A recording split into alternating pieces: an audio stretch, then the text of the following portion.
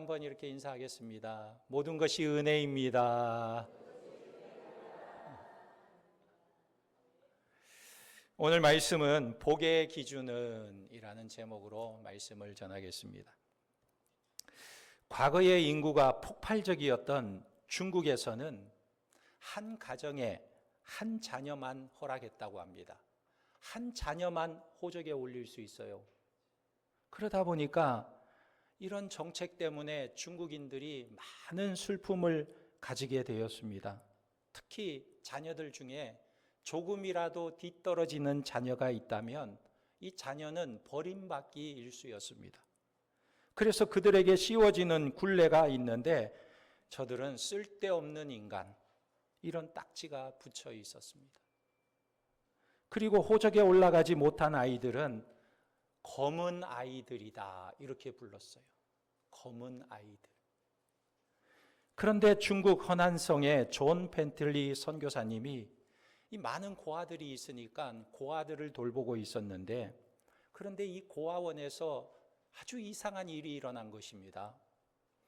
맥스 루카도가 지은 동화책이 있는데 이 책 제목이 뭐냐면 너는 특별하단다라는 제목입니다. 그래서 이 책을 아이들에게 나눠주고 읽혀 주었습니다. 그런데 그 책을 읽은 지 얼마 되지 않아서 여기저기서 아이들이 막 통곡하고 울기 시작하는 거예요. 그 책의 내용은 이런 것입니다. 주인공인 펀치넬로라는 아이가 있는데 이 아이는 나무로 지어진 사람이에요. 다른 나무 인형들과 한 동네에 살았습니다. 이 나무 마을 사람들은 무엇이든지 잘하고 또 착한 아이에게는 얼굴에다가 별을 하나씩 붙여주기 시작했어요. 그런데 골칫덩어리고 말을 안 듣는 아이에게는 점을 하나씩 붙여주기 시작했던 것입니다. 그런데 이 주인공인 펀치넬로는 얼굴이 온통 점투성이었어요. 그러다 보니까 이웃들이 나중에는 별 생각 없이 이 아이만 보면 야, 이 녀석 하면서 점을 하나씩 붙여주는 거예요. 그러자 그때부터 이 펀치넬로는 자신을 이렇게 생각했습니다. 나는 정말 쓸모없는 존재구나. 나는 정말 못난 인간이구나. 내 얼굴에 이렇게 점이 많으니. 이렇게 자신을 생각하며 원망을 했습니다. 그런데 어느 날 밖을 나갔는데 루시아라는 아주 예쁜 소녀를 보게 되었어요. 그런데 그 소녀를 보니까 이 소녀의 얼굴에는 점이 하나도 없이 너무나 깨끗한 모습이었던 것입니다. 그래서 신기해서 이 펀치넬로가 물어봅니다. 예, 너는 어찌해서 얼굴에 점이 하나도 없니? 물어보자 이 소녀가, 루시아가 펀치넬로에게 이렇게 말해요. 나는 매일 나를 만들어주신 엘리 아저씨를 찾아가거든. 아저씨에게 찾아가면 내게 붙어 있던 점이 다 떨어져. 나는 아저씨를 매일 만나러 가. 그 말을 듣고 이 펀치넬로가 엘리 아저씨를 찾아갑니다. 그때 이 엘리 아저씨가 펀치넬리를 보고 이렇게 말했어요. 펀치넬로야, 나는 날마다 너를 기다렸단다. 남들이 너를 어떻게 생각하느냐가 중요한 것이 아니라 내가 너를 만들었고 내가 너를 어떻게 생각하느냐가 아주 중요하단다. 그런데 펀치넬로야, 너는 나에게 있어서 가장 소중하고 특별한 존재란다. 이 말을 듣는 순간 펀치넬로의 얼굴에 있던 모든 점이 다 떨어지기 시작한 거예요. 이 동화 이야기가 이 중국의 고아들에게 큰 충격으로 다가오게 된 것입니다. 그 아이들도 자신을 어떻게 생각했냐면 나는 하찮은 존재야. 나는 잘못 만들어진 존재야. 이렇게 생각하고 살았던 것입니다. 그런데 이 고아들이 그 책을 읽고 자신의 존재가 특별한 존재라는 것을 깨닫게 된 것입니다. 무엇이 이 아이들에게 새로운 힘과 용기를 주었을까요? 너는 버림받은 존재가 아니고 하나님이 창조한 특별한 존재라는 것을 이 아이들이 깨닫고 용기를 갖게 된 것입니다. 그렇다면 여러분, 우리의 삶은 어떻습니까? 여러분들은 여러분의 자신을 어떻게 바라보고 있습니까? 나는 왜 이래? 나는 왜 하는 일이 제대로 안 돼? 나는 하는 일마다 왜 이렇게 힘들어? 나는 도대체 뭐야? 내 인생은 왜 이래? 여러분, 그렇게 생각하지는 않습니까? 우리의 인생이 살다 보면 힘들고 어렵기도 합니다. 그래서 성경은 소년이라도 피곤하고 곤비하며 장정이라도 넘어지며 쓰러지되 그랬어요. 피곤하고 곤비하고 넘어지고 쓰러지는 인생이 우리가 아닌가 생각이 되기도 합니다. 정말 하나님의 도움 없이는 이 세상을 지혜롭게 살 수 없는, 세상을 이길 수 없는 나약한 존재임을 생각하게 됩니다. 그런데 이런 세상 속에 있는 우리들에게 오늘 말씀은 우리에게 무엇을 던져주고 있습니까? 오늘 말씀은 이삭에 관한 이야기를 들려주고 있는데, 우리는 보통 이삭을 생각할 때 그래도 이삭은 그 삶이 평탄한 삶이 아니었는가 이렇게 생각하기 쉽습니다.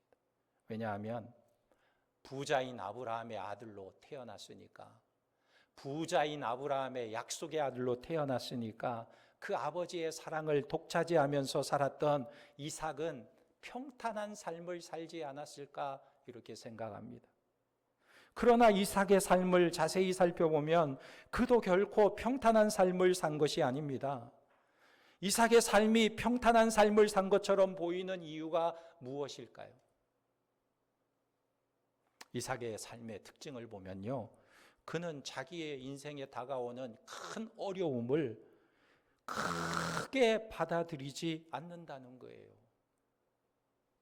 그의 삶을 보면 마치 이런 것과 같아요. 여러분, 우리가 여름에 비가 많이 오잖아요. 집중호우가 오면 아무리 단단한 아스팔트도 구멍이 나기 시작하는 것을 보게 돼요. 그래서 작은 구멍이 생깁니다. 근데 이 작은 구멍이 생길 때는 크게 문제가 되지 않아요. 차들이 그냥 쌩쌩 잘 지나갑니다. 그런데 이 작은 구멍도 바퀴가 작은 유모차나 전동 휠체어 같은 것이 지나갈 때에는 그 작은 구멍에 바퀴가 걸려서 꼼짝달싹하지 못할 때가 있다는 거예요.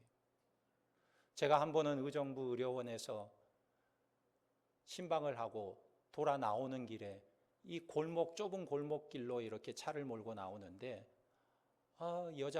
장애인 여자분이 전동 휠체어를 타고 가는데 바닥이 좀 움푹 패였어요. 작은 구멍인데 이 전동 휠체어 바퀴가 거기에 빠져가지고 아무리 조정을 해도 옴짝달싹하지 않는 거예요.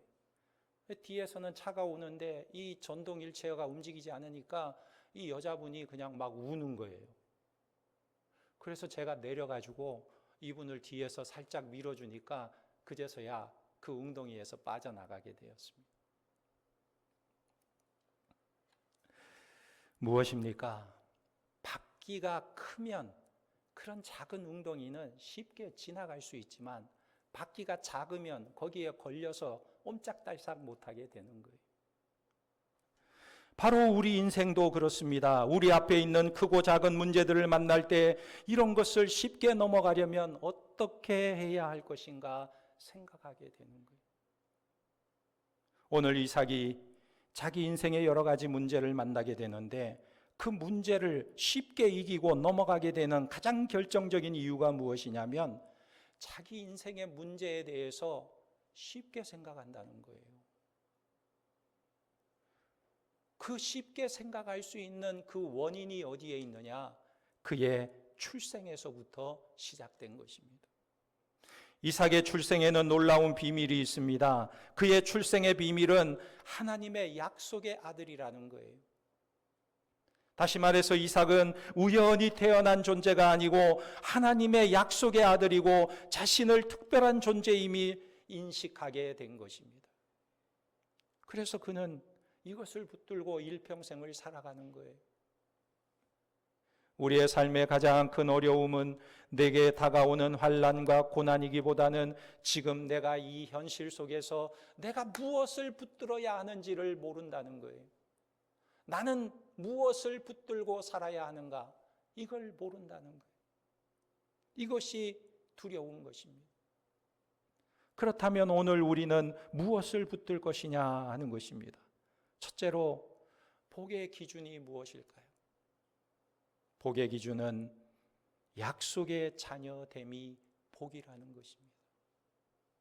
이삭은 하나님의 약속을 따라 태어난 존재임을 알고 있었습니다. 오늘 본문에서 반복되는 말씀이 있는데 그 말씀이 뭐냐면 말씀하신 대로라는 표현이 자주 등장합니다. 그래서 1절에 보면 여호와께서 말씀하신 대로 사라를 돌보셨고 여호와께서 말씀하신 대로 사라에게 행하셨으므로 사라가 임신하고 하나님이 말씀하신 시기가 되어 노년의 아브라함에게 아들을 낳으니 그랬습니다. 중요한 대목 무엇이냐면 말씀대로라는 거예요. 이삭의 출생은 분명히 하나님의 언약과 약속에 의해서 이루어진 것입니다. 그러니까 그의 삶은 단순한 인생이 아니라 우연히 존재하는 인생이 아니라 하나님의 말씀대로 사라가 잉태했고 말씀대로 그가 출생되었다는 것을 인식하는 거예요. 약속의 아들이라는 거예요. 그렇다면 저와 여러분들은 어떤 존재입니까? 사람들은 자기 자신을 이렇게 생각하지 못해요. 나도 하나님의 약속의 자녀다 이렇게 생각하지 못해요. 그것은 이삭이나 해당되는 말이지 내가 무슨 약속의 자녀일까 이렇게 생각하기가 쉽습니다. 그래서 자기의 출생을 비관하기도 하고 자기의 출생을 저주하는 사람들이 많이 있어요. 그러나 성경 말씀에 보면 사도 바울이 이렇게 말합니다. 갈라디아서 4장 28절에 형제들아 너희는 이삭과 같이 약속의 자녀라. 할렐루야. 예수 믿는 우리들은 어떤 존재이냐? 너희들은 이삭과 같이 약속의 자녀라는 거예요. 우연히 태어난 존재가 아니고 어쩌다가 태어난 존재가 아니고 하나님이 창세전에 예정하신 하나님의 약속의 자녀들이라는 거예요. 우리도 이삭과 같이 약속의 자녀라 말하는 것입니다. 믿습니까? 아멘. 이 아니고 확신을 가지고 따라서 한번 해봅시다. 나는 약속의 자녀다. 할렐루야. 우연히 존재하는 자가 아니고 어쩌다가 태어난 자가 아니고 약속의 자녀라는 거예요. 베드로 사도는 이렇게 말합니다. 베드로전서 1장 23절에 너희가 거듭난 것은 썩어질 씨로 된 것이 아니요 썩지 아니할 씨로 된 것이니 살아있고 항상 있는 하나님의 말씀으로 되었느니라 그랬습니다. 그러니까 우리가 이런 약속을 받고 사는 우리들은 무엇이 다르냐? 세상 사람들과 뭐가 다르냐? 어떤 특별함이 있느냐 하는 거예요. 있습니다. 그게 뭐냐면 우리는 어떤 환경과 어떤 어려움 속에서도 하나님의 섭리와 역사를 믿고 사는 자들이라는 거예요. 할렐루야. 우연히 내게 그런 일이 일어나는 게 아니고 하나님의 섭리와 역사 속에 하나님의 인도하심 속에 하나님의 붙들림 속에 살아가는 자들이라는 거예요. 그래서 우리 인생에 오는 여러 가지 어려운 일들을 경험할 때 우리는 그 어려움에 대한 자세가 다른 것입니다. 이 어려움이 우리에게 올 때에 그 어려움보다는 그 어려운 문제를 어떻게 보느냐, 어떻게 해석하느냐에 따라서 우리의 모습이 달라지는 거예요. 욥의 인생을 보면 욥에게 어려움과 절망이 찾아왔습니다. 하루아침에 자식들을 다 잃었어요. 그리고 자기 재산을 다 잃어버렸어요. 그리고 자기 몸에는 병이 들어서 헌대를 앓고 있어요. 이때 그의 아내가 욥을 바라보면서 욥에게 뭐라고 말했습니까? 하나님의 섭리를 이해하지 못하던 이 아내가 욥에게 하는 말이 당신이 믿는 하나님이 살아계시는 하나님이시냐? 하나님이 살아계신다면 왜 이렇게 되었느냐? 네가 믿는 하나님을 차라리 저주하고 죽어버려라. 욥에게 이렇게 말했어요. 그러나 욥은 어떻게 바라봅니까? 자기에게 다가온 이 어려움과 힘든 일들을 어떻게 해석합니까?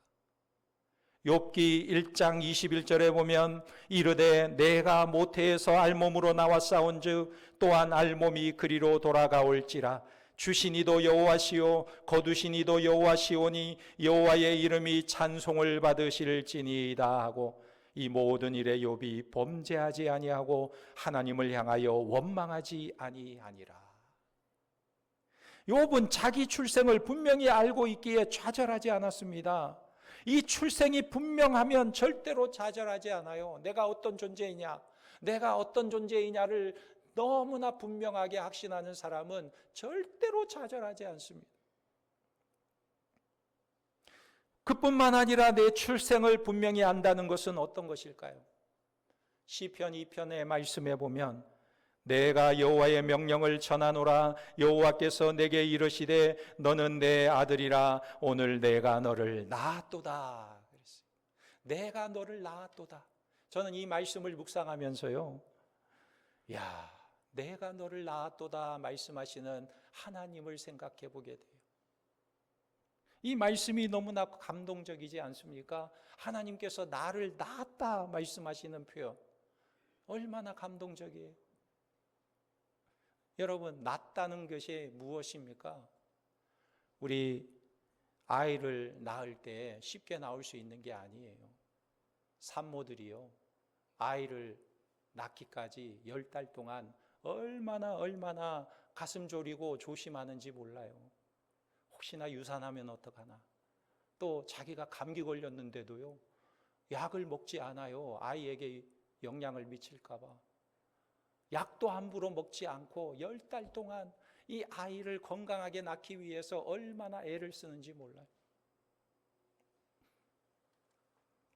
우리 집 사람이 하나밖에 없는 아들을 낳았는데 아이를 낳을 때 얼마나 고생을 했는지 몰라요.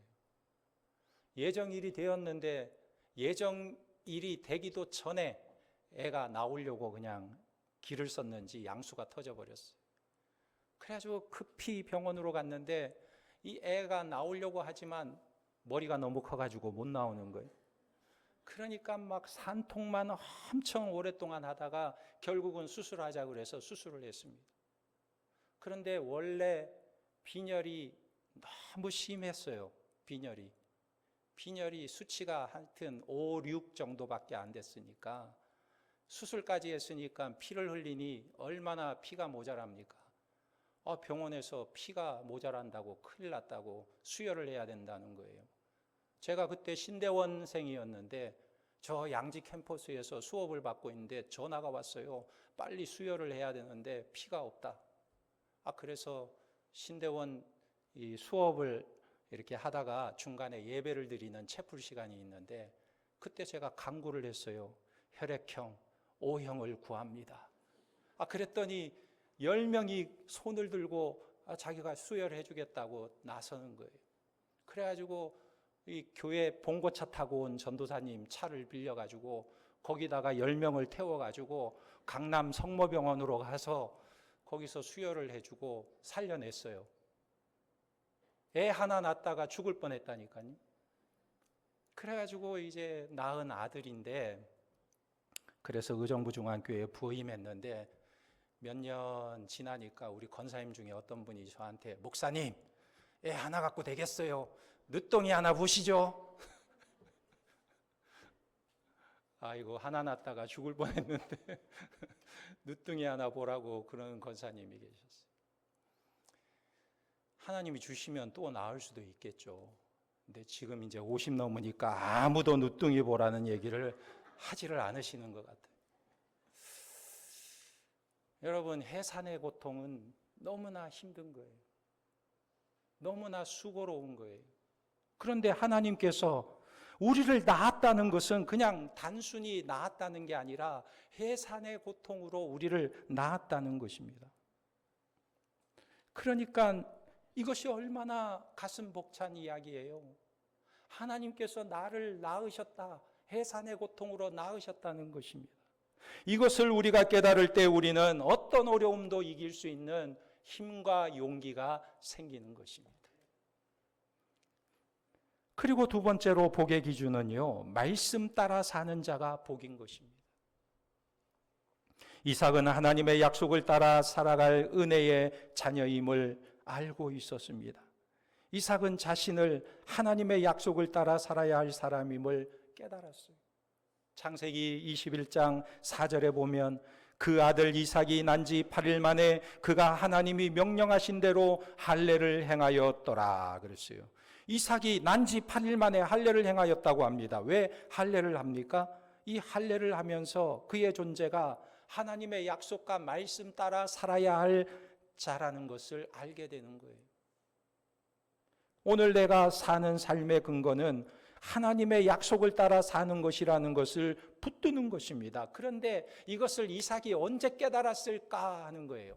난 지 8일 만에 할례 받았으니까 그때는 몰랐을 거예요. 그런데 언제 깨달았을까 할 때 아브라함이 이삭과 함께 모리아 산으로 갈 때 그때 이삭이 깨닫고 알고 있지 않았을까 생각이 됩니다. 이삭이 아버지를 따라서 모리아 산으로 가는데 이삭의 나이가 아마 청소년기였을 거예요. 신학자는 아마 그 나이가 13세에서 18세 미만이었을 것이다. 그 정도 나이였을 것이다. 이렇게 추정을 합니다.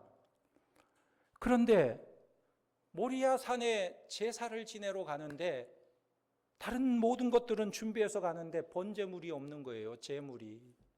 그러니까 이삭이 이상해서 아버지 다른 건 다 있는데 왜 제물이 없나요? 그러니까 아버지가 하나님께서 예비하셨어 말씀하시는 거예요.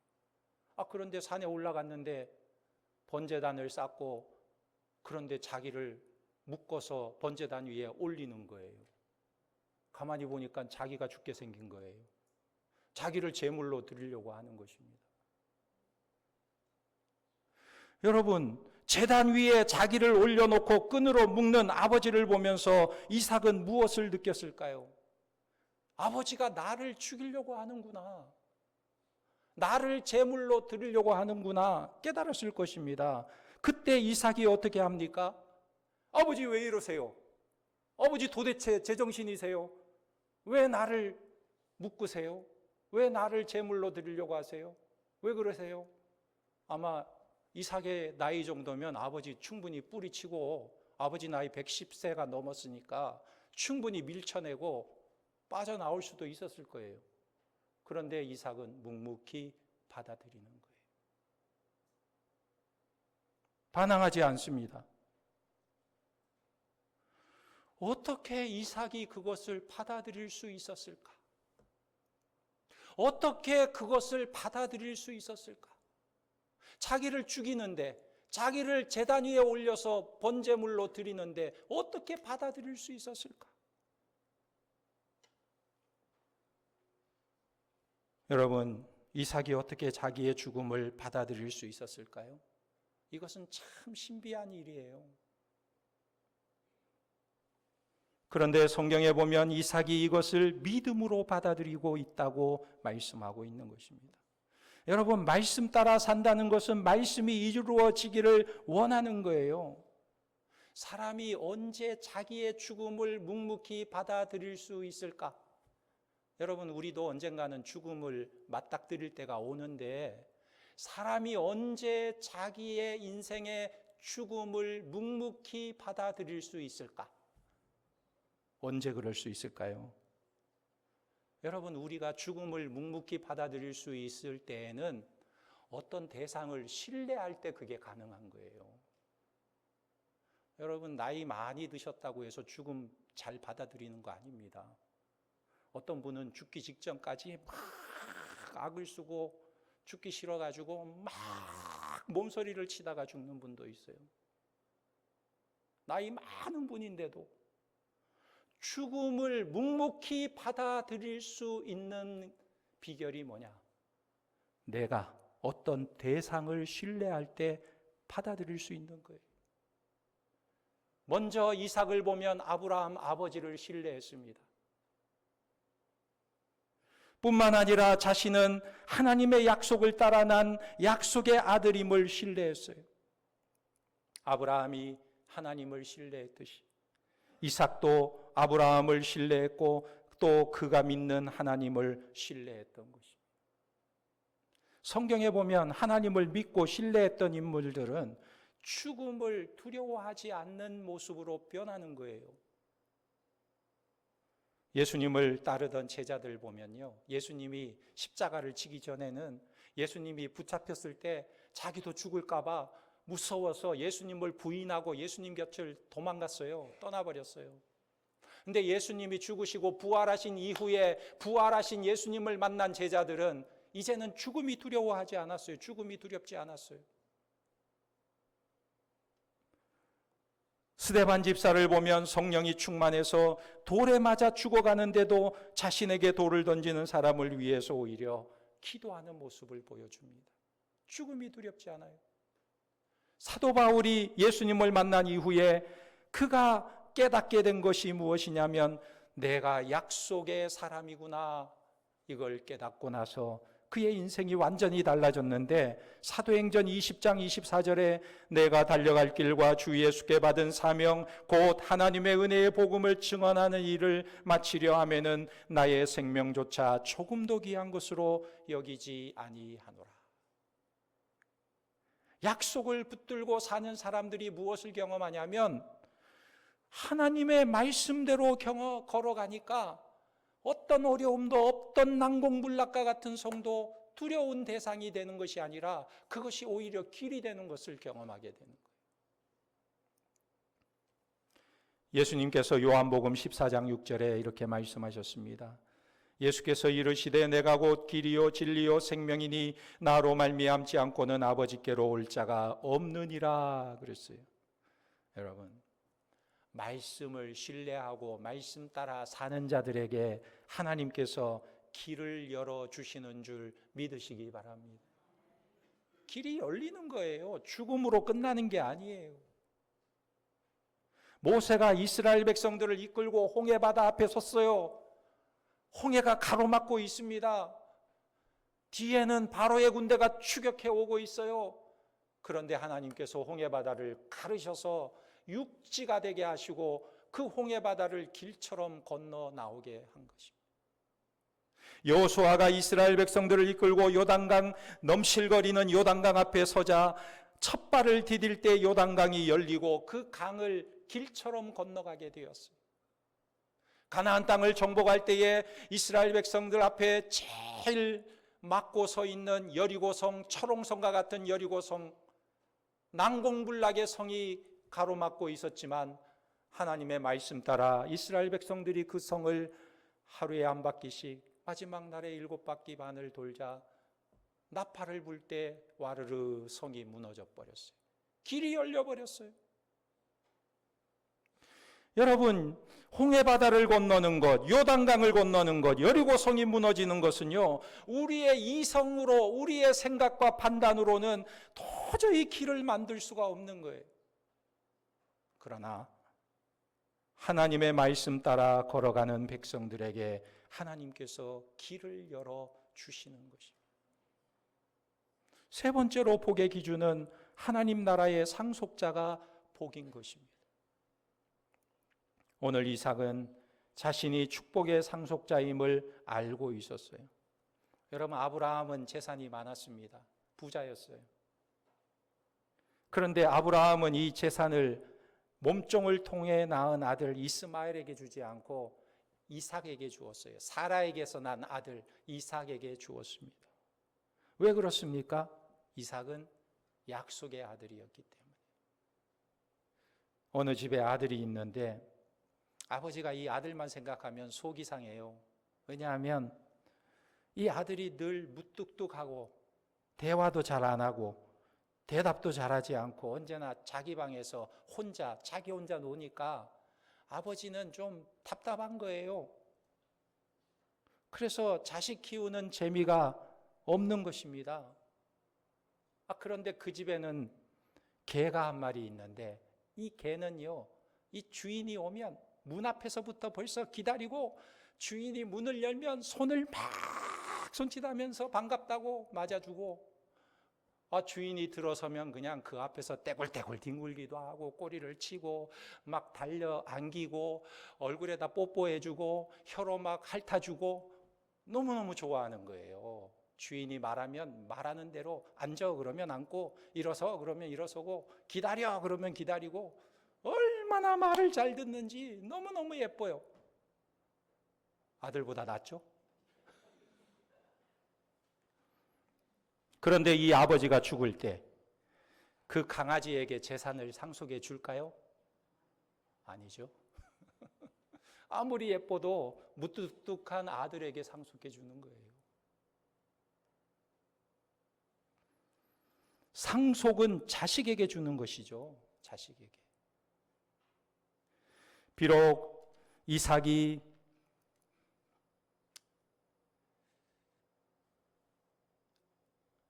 연약할지라도 하나님의 약속의 아들이기 때문에 아브라함은 자기의 모든 것을 이삭에게 상속하는 것입니다.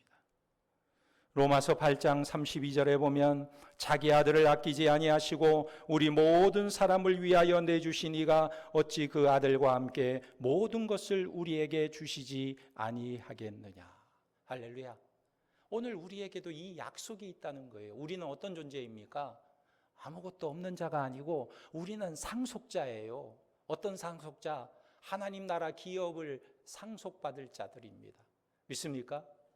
예. 이 약속이 우리에게 있는 거예요. 여러분, 예수 그리스도를 선물로 받으셨습니까? 예수님으로 인하여 하나님의 자녀가 되셨습니까? 그 아들과 함께 모든 좋은 것을 우리에게 주시겠다고 하나님은 약속하고 있어요. 그 아들과 함께 모든 좋은 것을 너희에게 주리라 말씀하고 있는 것입니다. 그러므로 우리는 하늘에 속한 모든 신령한 복을 다 받은 상속자라는 것입니다. 그러므로 우리가 이 땅에서 아무리 광야 같은 인생길을 걸어간다 해도 우리가 이 약속을 붙들고 나아갈 때 우리의 미래에는 분명히 하나님의 약속이 성취되고 하나님의 무한한 복이 우리에게 주어지는 줄 믿으시기 바랍니다. 그래서 언제나 우리가 하나님의 약속의 자녀임을 기억하고 약속 따라 사는 자들이 되시기를 예수님의 이름으로 축원합니다. 아멘. 기도하겠습니다. 하나님 아버지 감사합니다.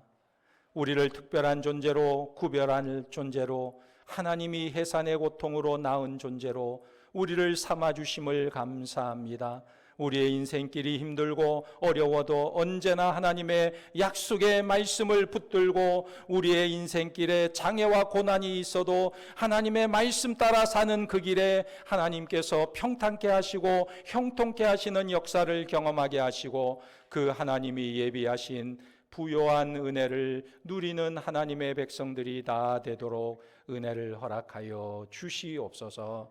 모든 것 주님께 의지하오며 예수님의 이름으로 기도하옵나이다. 아멘.